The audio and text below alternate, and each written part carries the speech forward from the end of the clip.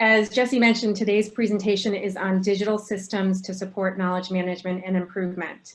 This panel is going to focus on a broad range of knowledge-driven digital services, including artificial intelligence, machine learning, to support clinical practice, research, guidelines, registries, care pathways, continuing professional development, and quality improvement. We're asking them to tackle the world today. So we're going to hear a few presentations, and then we will have Q&A. We'd like this to be interactive, so please start thinking about what questions you might have for our experts.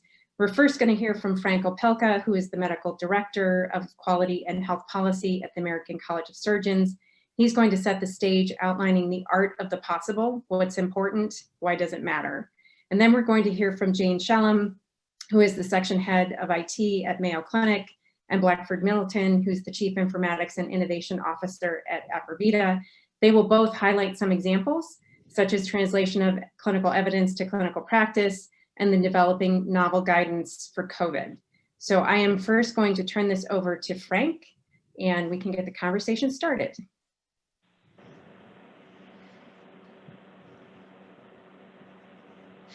Thank you, Heidi. It's certainly my pleasure to be here today. I've heard great things about the meeting. I'm sorry I've had to miss any of it, but it is tremendous to know that we are moving into this space as all of medicine moves forward on this. So Diana, if you could bring up our screen.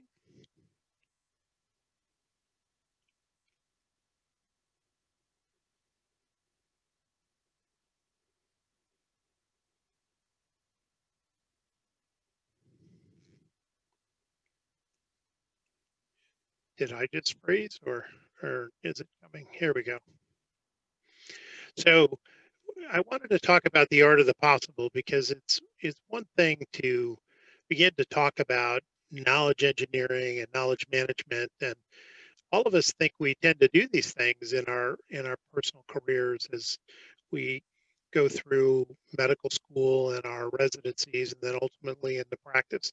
But there's so much coming at us today, and medicine has gotten so much more complex that we want to talk about that and then allow some of those who are in the field, such as the experts we have here with Jane and Blackford, to share with you that true art of the possible. Next slide.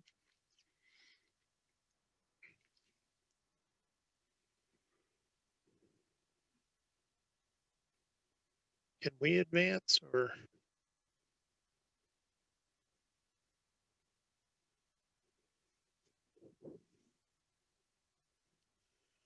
Oh, we jumped too far, I'm afraid.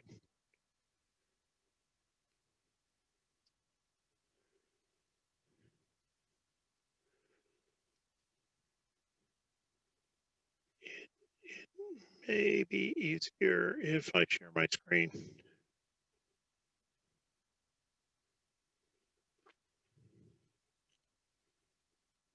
I will try and do this.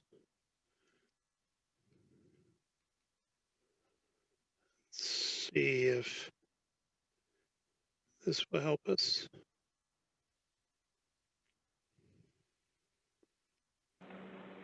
We see a knowledge engineering and management screen, Frank, in slide view. Yeah. Great, thanks. Great. So when we look at knowledge engineering and management, there are four different perspectives I see this from. First of all, medical science, which has all the advances for all the years that we've all been enjoying with it within medicine. Then we've got new frontiers such as genomics. And then on the policy front, we even have the social determinants of health that are beginning to affect or have impacts on things like medical science. At the same time, there's been advances in analytics. The advances in mathematics have involved better ability to do data modeling and the more complex statistical opportunities today. We've got modern algorithms and ability to create executable code for algorithms. That leads us to the digital technology advances. We all know about EHRs and health information exchanges. We also have to think about smart devices that can actually add to the data modeling and to the analytics. And then finally, the ability to begin to interoperate and exchange data through HL7 messaging and things like FHIR resources. All of those come together in what is the emerging value-based healthcare. What are risk-bearing contracts, and how do we have the right knowledge to take risk-bearing contracts, quality metrics, cost metrics, price metrics, all these factors build into what we need to practice medicine in a modern era. We have tended to think in terms of EHR workflows, which is very transactional. It is one moment in care and one point of care at a time. And there's more modern thinking refers to clinical workflows, and care is a journey.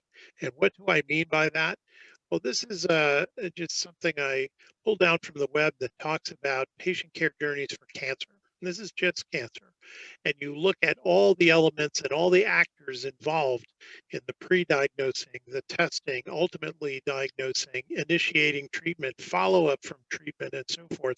There's numerous points where there are all sorts of knowledge assertions that have to be brought into the thinking of members of the team. And sitting in any one of these transactions is not enough anymore. It's how do they all interconnect, and how do they weave together to complement each other that actually allows us to take knowledge to the next level. When I say transactional, a lot of my colleagues say, well, what do you mean by that? Well, here's an operative procedure in the bubbles, and here's the big procedure itself in blue, and you can see all the other bubbles are individual transactions. The prehabilitation, the visit by their PCP in preparation for surgery, the anesthesia pre-visit, and then the rehabilitation, medical consultations, pathology, imaging, laboratories. All of these now become individual transactions, but care is highly specialized. And pulling that all together, currently it's unorchestrated complexity. And everyone is screaming to make it orchestrated complexity. And when we have failures in the handoffs, that's when mishaps, complications, and preventable harms occur. So you can see transactional medicine is starting to transition away from that as we see technology can move with it. The other thing driving this is the amount of knowledge it takes to practice effectively today. Here is a knowledge map over decades, which shows the amount of knowledge required to deliver care today exceeds human cognitive capacity. I mean, even in the best of hands and the brightest of minds, if we doubled human capacity, it still doesn't reach all the elements that are needed to optimally manage a patient effectively, given all the patient's complexity, the science, its complexity, and how all the moving parts fit together. So there's a real need to manage this better. So we orchestrate the complexity by dividing it up into what I call the curating knowledge and into a value proposition. There's a care model that patients are in. It might be a chronic care model. It might be an acute care model. It might be very limited. It might be very long. But there's multiple evidence to demonstrate the care journeys can be quite complex. You then have to resource that care model. How is it properly staffed? How is it knowledge supporting it? And then how do you track the quality, the structure and processes? Are they all in place? Is everybody singing from the same sheet? Are the outcomes and the appropriateness of care properly aligned? The knowledge model includes what are the data that are pulled together, dashboarded, and sought in conformance with clinical guidelines or your expected personal clinical guideline for that patient, and the clinical decision support needed that the whole team knows what the plan is. Behind all of this, then you can begin to talk about what payers talk about, the revenue models, the business models. How do you actually incentivize this kind of care? And then finally, you have to build in the proper personal incentives through clinical compensation models. All these come together once you start to see all this happening. The government isn't alone in this anymore. They're looking at this too. They are not just a purchaser and a payer. They're starting to see the complexity in clinical medicine. And if you look at the various agencies that are involved, they're all getting involved in knowledge management, knowledge engineering, and realize its increasing importance if we really want to understand quality and drive quality to a better outcome, or price transparency and a value judgment. and patient-reported outcomes. So we're seeing all these agencies intersect on this same principle of how do we manage the knowledge for these given conditions our patients are suffering from and optimize the care they're receiving. So when we think about these things, workflow is something that's been around for 30 or 40 years, but in medicine, it's really only taken hold since the EHRs come about. And the EHR workflows, they're good, but they're very transactional. They give you the information for this visit. They give you some analytics, some patient assessment, the ability to document that and establish a care plan. But we're seeing clinicians think much more broadly in the terms of the care model, looking for the clinical decision support, the clinical practice guidelines, understanding predictive analytics that could be personalized for patients, conformance to the care journey mapping. How well are we doing, or are we coming off the rails in terms of the care journey goals? What are the calculations and assessments and shared knowledge to clinicians, to patients themselves, and to the government agencies and payers? So we're seeing all of these things get redefined by the availability of knowledge artifacts that can be leveraged in digital workflows. We've tended to think too much of this as EHR-directed activity. It's really not. To me, it's the role of specialty medicine that's crucial here. Knowledge engineering begins with clinical subject matter experts. Interoperability is a major pillar for knowledge engineering, but it's not the major pillar. EHRs will not solve interoperability. Interoperability will not solve without EHR cooperation. So it's how these things are interwoven together that becomes and creates the knowledge management. So it's how we engineer this. So I think of this in terms of the art of the possible. As we evolve, how do we address the volume of knowledge artifacts and our manageable capacity, which is limited? How do we actually leverage digital services in creating knowledge across a care continuum inside a workflow so that you can know you're on track or you're moving off track for cause? And those workflow solutions, they have to be trusted, reliable, valid, and they have to stay current. So you have to govern these. So digital services must also meet government standards, pretty much open standards from CMS, ONC, CDC, FDA, and others. I still think that specialties serve as an ideal resource for subject matter experts in actually owning this engineering and moving it jointly with technology to leverage for better healthcare.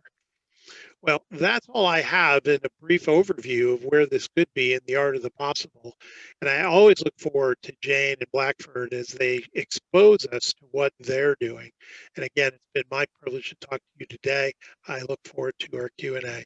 Heidi, thank you, and thank Helen and all of those leaders at CMSS for this opportunity. Thanks.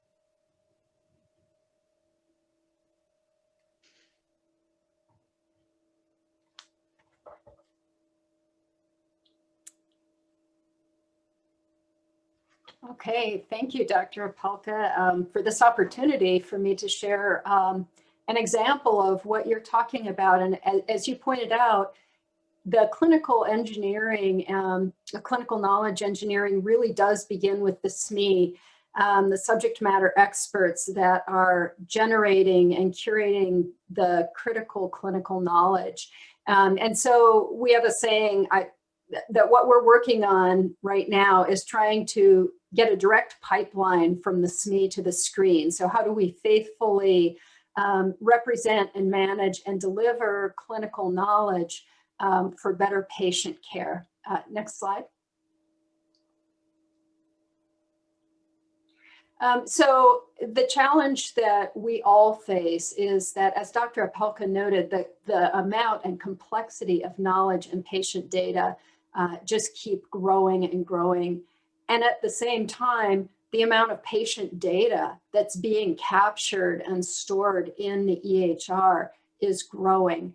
And these things are just exponentially growing the complexity of clinical decision-making and patient care. And on top of that, the EHRs, while they're incredibly powerful and they have enabled all kinds of new safety and quality checks in patient care, they really are optimized for those transactions. And they are the heartbeat of healthcare and making sure that orders are communicated to performing departments and results get back and bills are cut and patients are moved to the right rooms and all of those things. But what they're really not optimized for is cognitive support for the care team, really helping the care team have what they need to provide the best care. And the other challenge is that most of these tools aren't really, they're not built around the way that physicians think. And so we always talk about our motivation here is to develop cognitive support tools that reflect how clinicians think about patient care. Next slide, please. So the solution that we're working on right now is an advanced cognitive support solution. And we say it's what we're trying to do is apply what we know about medicine so that subject matter expert knowledge to what we know about a specific patient. So how do the guidelines apply to the patient in front of me? And the way that we're doing that is through a Smart on Fire application, click, that is driven by BPM plus models.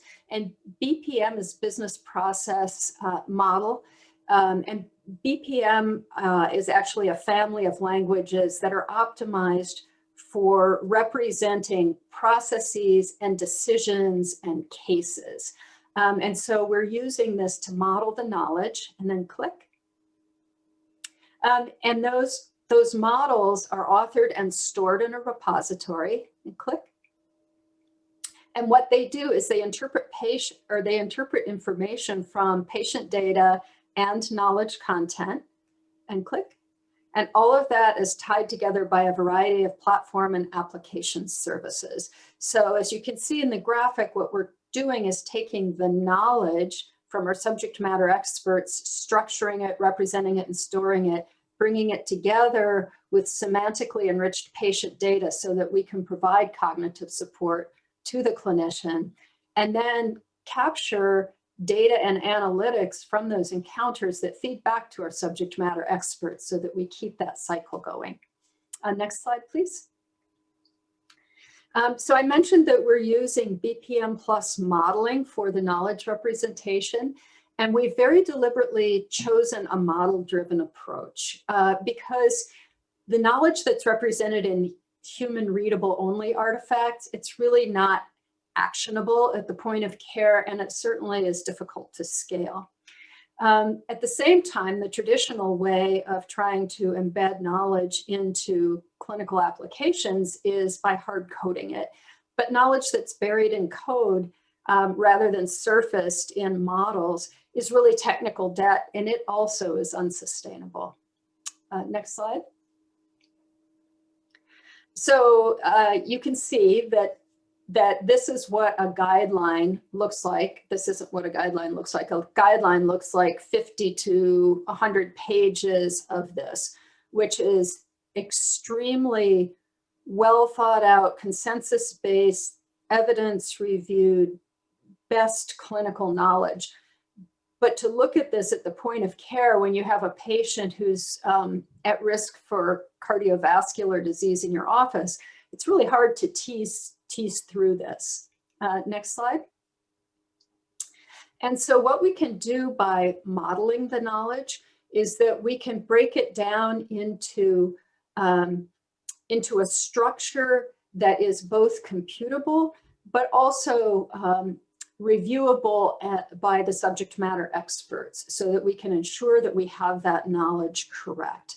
And this is really critical because if you hand me a guideline and I code it in C# and I hand you back an application and say, this is going to help you take care of hyperlipidemia, There's a lot of trust there. There's a lot of testing, of course, too, but you really can't have the subject matter expert say, yep, you got it right.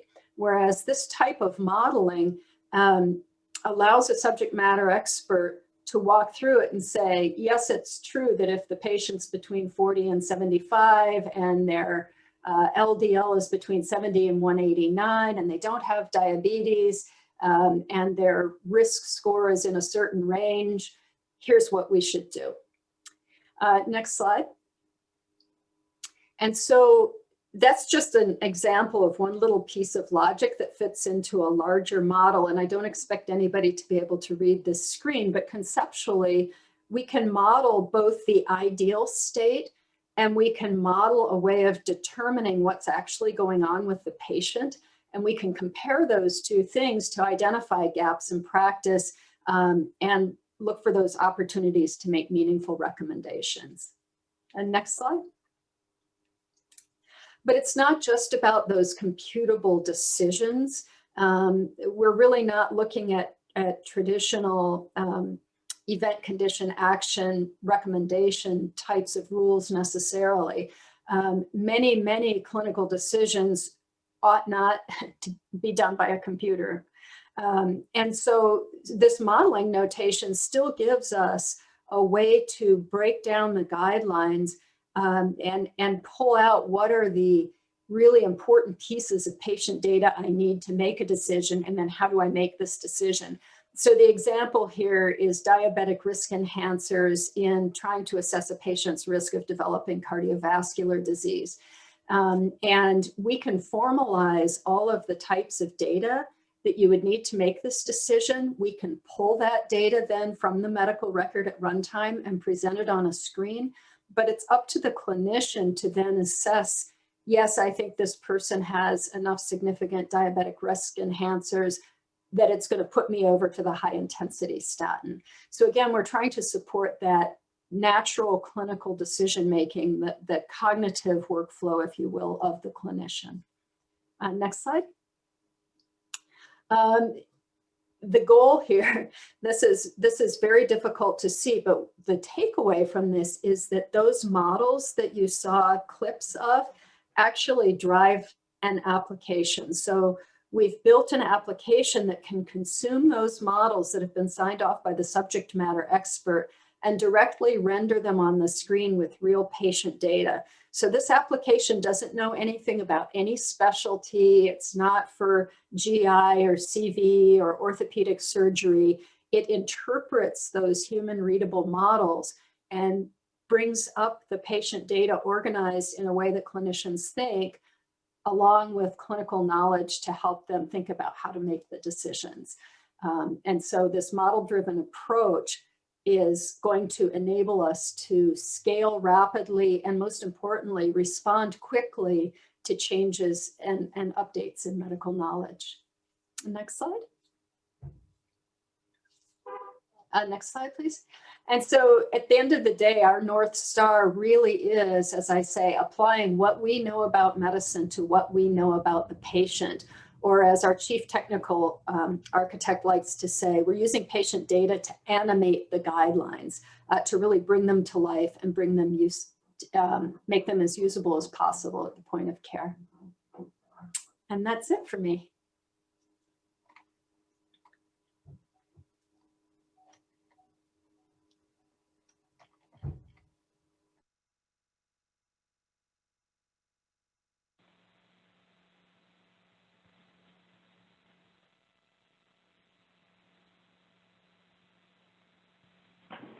There we go. Can you see my screen? Yes. And is the right one showing? No, can you do this? Yeah, that's it. There we go. Perfect. Well, good afternoon. Blackford, Middleton here. I'm very pleased to have an opportunity to speak at the CMSS annual conference again, and to be with Jane and Frank, who are describing and leading in the field in many ways with their work. And it's my opportunity to share with you some insights about the work we're doing at ApraVita. I am currently an ApraVita employee by way of disclosure, and help a company called Verivos, and I'm also an NCI grantee and an ONC grantee as well. But after a long career in academics, I decided to jump back into the dark side, if you will, because really we are at an extraordinarily interesting time in healthcare delivery.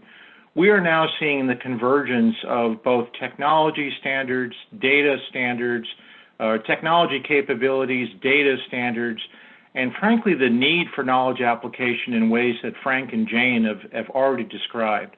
And by way of thinking of the art of the possible, I think we're really at a juncture, if you will, or an inflection point where we can dramatically impact the way doctors and patients make decisions across the land. And then ultimately, in fact, help patients make decisions on their own each and every day, every minute of the day.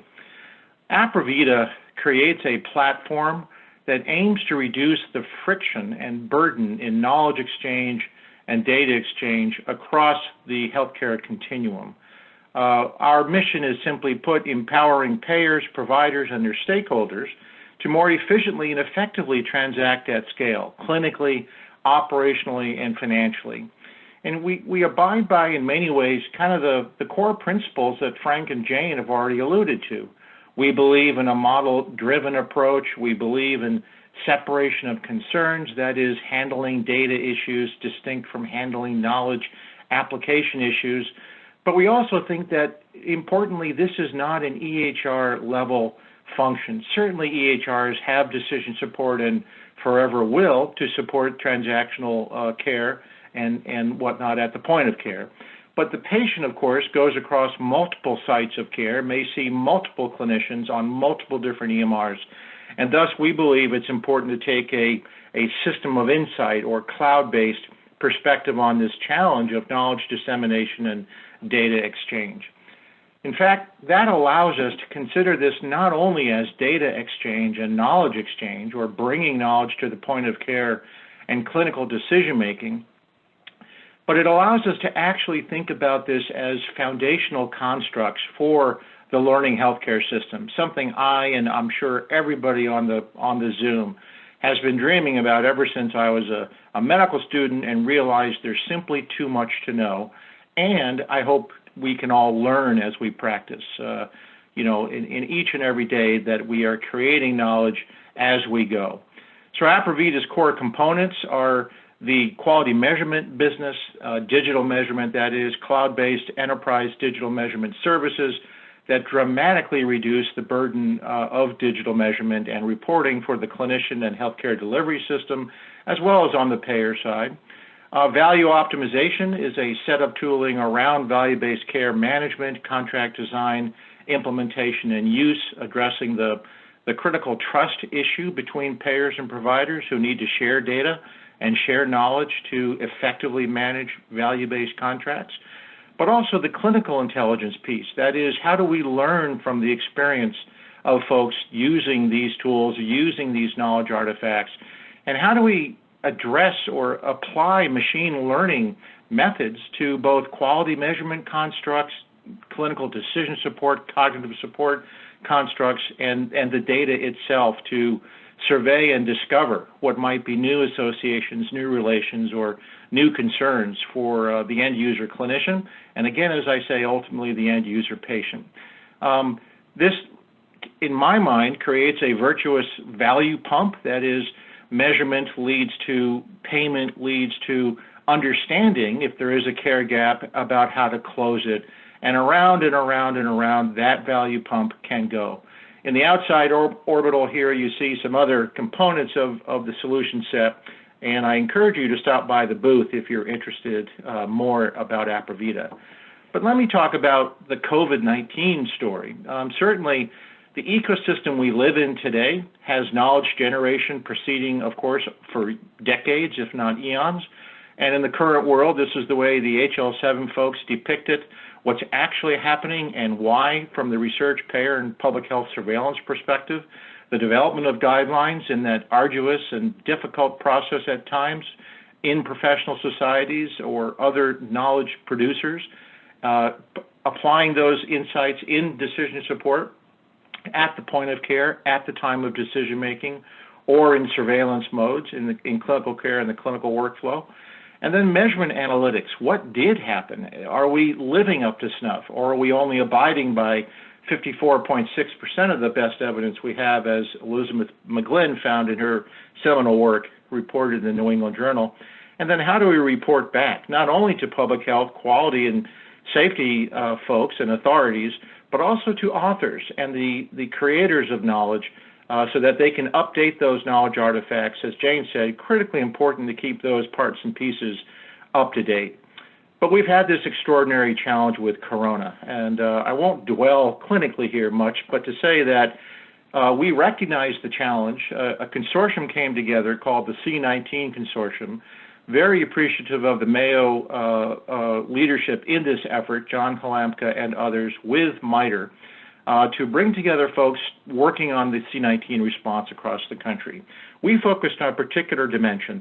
The Digital Guidance Working Group focused on how to bring new knowledge, very rapidly found knowledge, to the point of care across the land. So we wanted to implement a new clinical practice guideline in at least one setting, addressing one critical issue and condition, and then rinse and repeat, if you will, across multiple conditions over the upcoming year. I'm happy to say the C19 Consortium has many, many participants focusing on many dimensions of the C19 response, and over 100 people, a subset of these, were involved in the Digital Guidelines Working Group. I think the thing we've learned here, though, with the C19 response, which is relevant to this conversation, is that really the traditional approach to knowledge engineering, that waterfall method of assembling the evidence, distilling the evidence, rating the evidence, and then combining or doing meta-analyses and the like to create a refined knowledge guideline of some kind for a particular condition or problem. That simply wasn't going to work here. People were learning on the ground day by day, if not hour by hour, what was working and what was not working across critical issues like anticoagulation status, stratification of severity of illness, or referral and disposition patterns, or when and how to use remdesivir or dexamethasone, and on and on and on.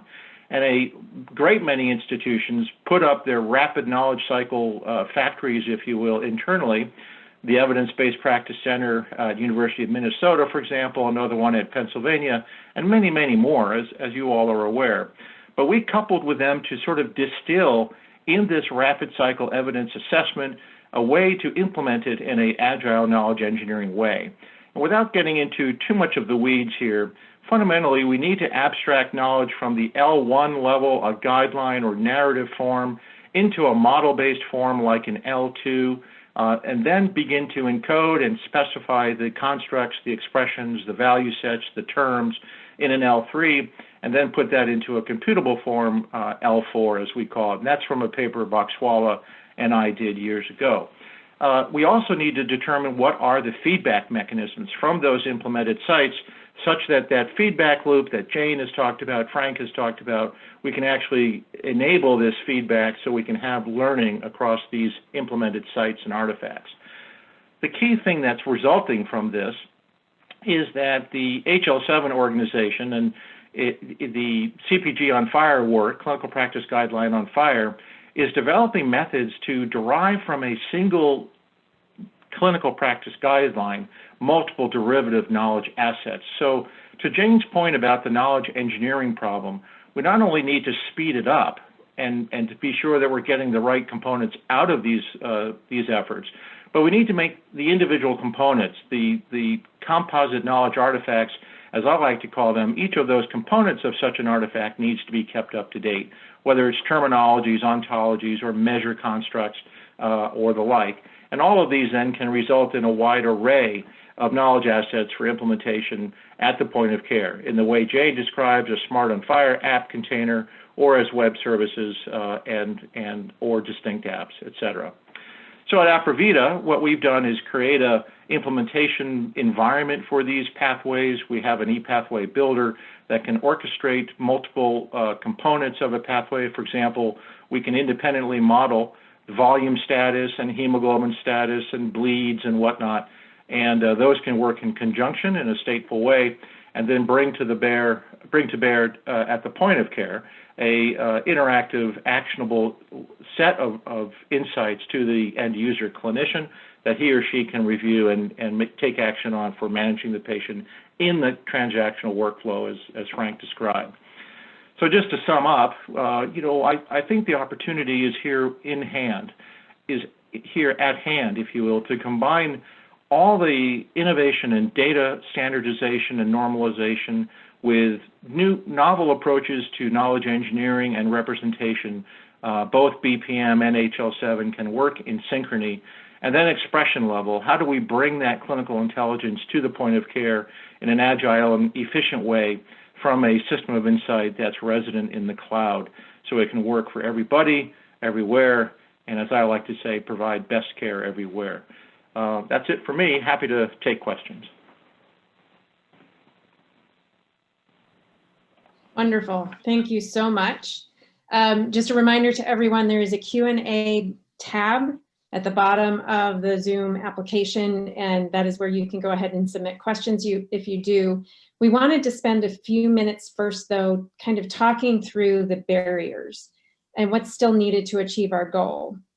And so perhaps I don't have any preference on order, but should we go in the order of how people have presented? Frank, do you have any thoughts on kind of what you heard and where you think the field needs to go and what it will take to get there?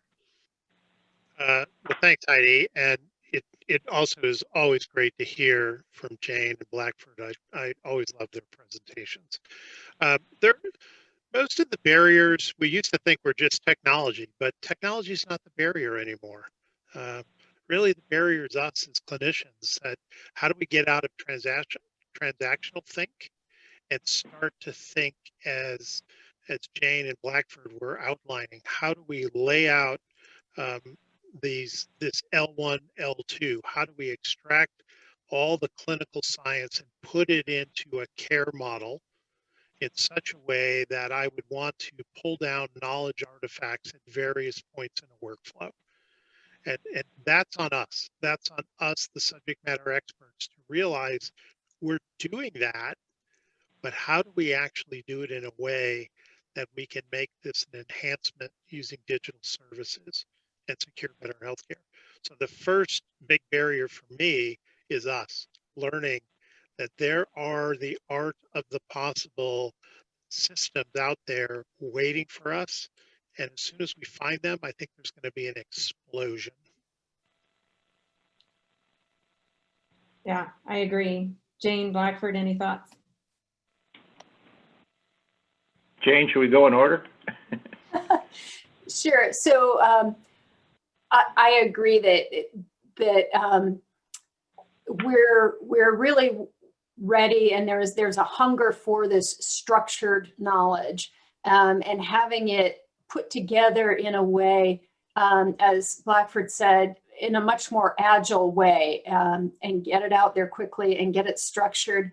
And I think the other thing is the way that guidelines are built or people think about problems. How do we describe the patient situation in such a way that we can extract the meaning from a medical record to know which situation applies? It's not so much a technical gap, I think, in terms of getting patient data, but getting meaning from patient data and making sure that the patient data meaning matches the meaning in the knowledge has been a little bit of a challenge. We work with, this is a little bit technical, but there are structured APIs that are ways to pull data from a medical record, and they're very prescriptive about what comes back. They offer us a way to get at the patient data, but understanding what the data means and what data do you need to get at a clinical concept is one of the challenges that we have. But again, it's that bridging the world of the subject matter experts and the technical folks.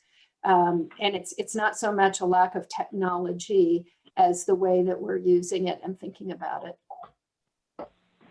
The only thing I would add, Heidi, briefly is, I think building upon Frank's comments and Jane's comments, there really is a leadership opportunity too. And I'm very pleased to hear Michelle Schreiber and others from CMS, as well as the ONC and CDC, talk about moving toward a digital measurement world. It came up today in Michelle's comments, maybe we can measure a lot more things to really understand the production function of U.S. healthcare, or my own individual primary care doc production function, if the burden of measurement is near to zero. So far, the burden of measurement has been extraordinary. So we only measure what matters, and that's an interesting dialogue all into itself. But if the burden and friction goes to zero, I think we may have an opportunity to measure a lot more. So when I hear CMS say those kinds of things, and then frankly, CMSS, Helen Burstyn, really may have a tiger by the tail here. I think professional societies can be the leadership, can provide the leadership. And I think measurement is the wedge. Because with measurement, we can then think about value-based compensation, and then we can think about clinical intelligence and that learning cycle. No, it's very true. Go ahead, Frank. Go ahead. One other thing to think about is that as a barrier, we still tend to think of putting a cloud on top of an EHR, but that's not where the patient is. You need to put the cloud on top of the health information exchange, which is talking to multiple EHRs. And now I'm pulling in knowledge about a patient rather than pulling in knowledge about a patient in one EHR. And so that's opening up the data flows. The technology teams can do it. There have just been some barriers in terms of standardized data. And so the concepts of open source standards, such as BPM Plus, and such as some of the capabilities we're getting from ONC in support of FHIR, using standardized resources allows us to create data models that are standardized. And then all of a sudden, the knowledge starts coming out like crazy. That's true. What's interesting to me too, again, I come from the measurement space, so I'm not the techie person. I conceptually understand this cloud. I don't know where this cloud lives. I don't know what this cloud totally does, but it will get me information and data, and that's what, for measures, that's what I want.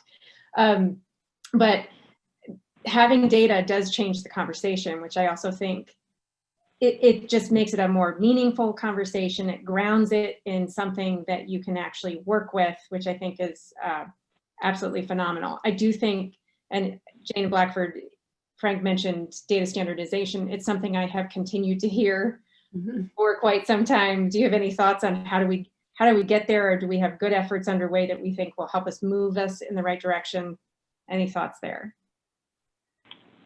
I'm happy to jump in. I think the standards world is moving quite well along, and frankly now with the final rules, even though they're delayed, it was interesting to hear the conversation also this morning that the delay was somewhat contentious, because the data is the oil. We've heard that in other industries so many times over. We need to get those data, we need to refine them, use them, apply them in all the ways we've been talking about here. So frankly, I'm encouraged because there is, a regulatory force pressure here. The second piece, though, which might be equally important, and as a clinician, I don't mind saying it, is that doctors will be motivated by the money.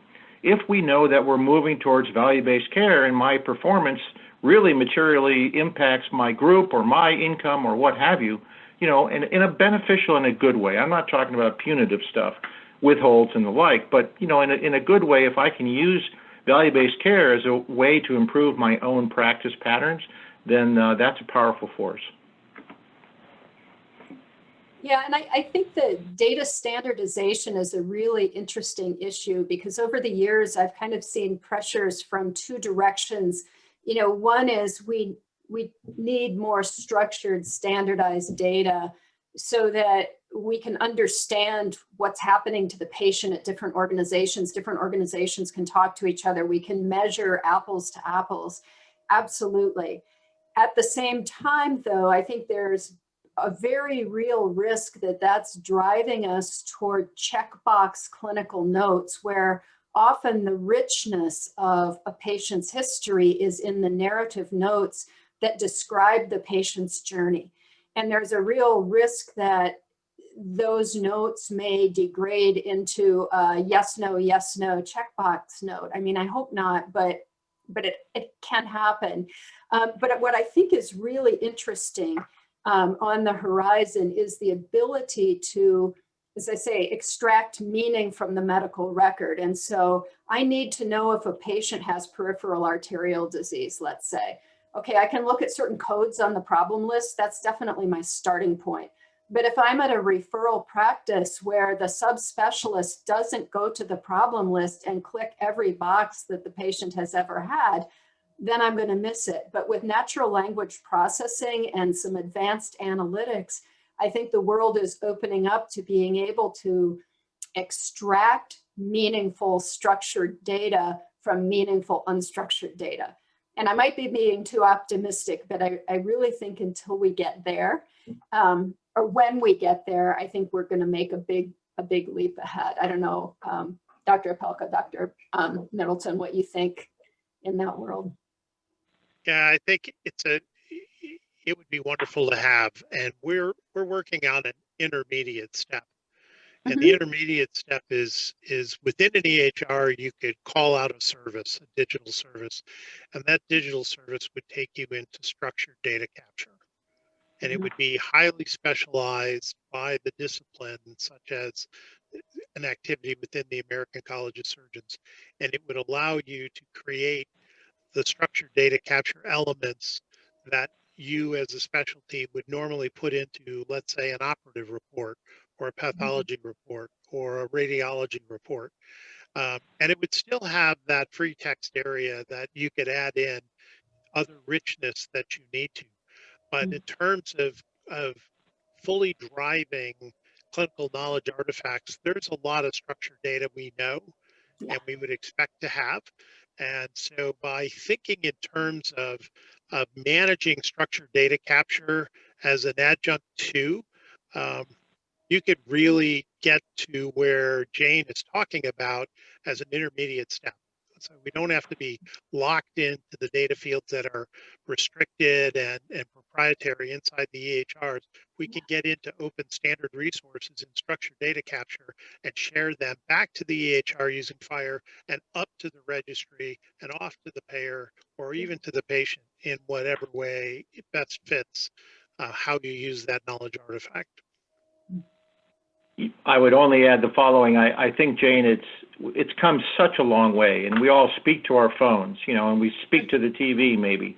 And sometimes the phone actually listens, I'm happy to say. No. I do have a funny anecdote, though. I remember early NLP, you know, back in the 90s, and everyone thought NLP was then going to be the answer. And some studies at Stanford and medical records we did there with a pretty good tool, you know, would abstract things from notes like the following, you know, where the note might have said the I's and the O's were matched. That is, input and output was matched. The system might hear from, you know, a dictation, the I's and the No's were mashed. So, you know, I think it is coming, but Frank makes an excellent point. That is that it'll be a combination of methods and modalities, likely at the point of care. I believe, and we've got some studies published with smart forms that called for structured data entry. Docs are perfectly willing to do it if it produces value. That is, if you can attach that, you know, pain in the neck a little bit, it's not just like dictating a note. I got to maybe point and click a little bit, but if you attach that to some real cognitive support or a quality dashboard or a care plan that makes sense for me and my colleagues, I'll do it. Mm-hmm. Exactly. That's great. So a lot of the folks on the phone are from specialty societies. So I thought it'd be good to circle back to what you said, Frank. And one of the questions I would have if I was one of them is, we know that we need to be involved. How do I start? Where do I start? Who do I talk to? Who are the partners? What are the resources? And how do I get the ball rolling on this? Would love to hear your thoughts on that too. Yeah, it's a terrific question. I think the best way to do this is you've got to form collaboratives or partnerships. If you try and do this on your own, you're overwhelmed with how all the moving parts come together, because we don't do this natively, and it's not in medical school. No one's training you to do this. It is a marriage between the engineers who are dying to help knowledge manage in healthcare, and the technology wonks and the platform people. So I think of this in terms of our efforts are to build a relationship with those who are interested in knowledge management, the Blackfords and Janes of the world. They've got relationships with the tech side where they can actually agilely build the platform and the actual application. And Jane outlined it nicely in one of her early slides, which showed the entire loop. The subject matter expert who's first going to that L1, L2 level, taking the clinical science for their specialty and saying, what are the common things my membership need in their workflows that we could help them given our practice guidelines? And how do I translate those into algorithms? Working with those experts like Blackford and Jane, who know the pathway forward. They're going to take your algorithm and start putting it into terminologies and value sets and get it ready for computation. But we have to show them this is the algorithm that matters to us now. This is our starter set, the simple first one that we learn what this is, and don't try and take the entire elephant. Take one bite, take an easy executable bite, do one thing, and begin that relationship. And it's not a relationship with a registry company. It's not a relationship with somebody who's just looking at data. It's a real relationship with these informaticist engineers who actually know the terminologies and the value sets. And you don't have to know the computational exercises. Mhm. That's how I would say you go about this. And they're growing in number. There's lots of them now just popping up everywhere saying, me too, call on me. I'm ready to help. Put me in, coach. But you're looking at two expert leaders in the area with the work that Jane's doing at Mayo and with Blackford's doing at Aprovita. Thank you, Frank. I will just underscore it in the following way. You know, as a clinician, one-time clinician, it's absolutely important that the clinicians lead and kind of, you know, produce the knowledge, if you will. Professional societies have had this historically in their bailiwick, in their purview. You know, I think to Frank's point about numbers, there is a challenge, if you will. You know, professional societies might think about how they might collaborate. We've had some discussions with Helen Burston about, you know, what a meta registry might look like. That sort of get the numbers together, you know, sort of get the industry together, and then real movement could occur. The second minor point comparatively is that these pieces need to fit together.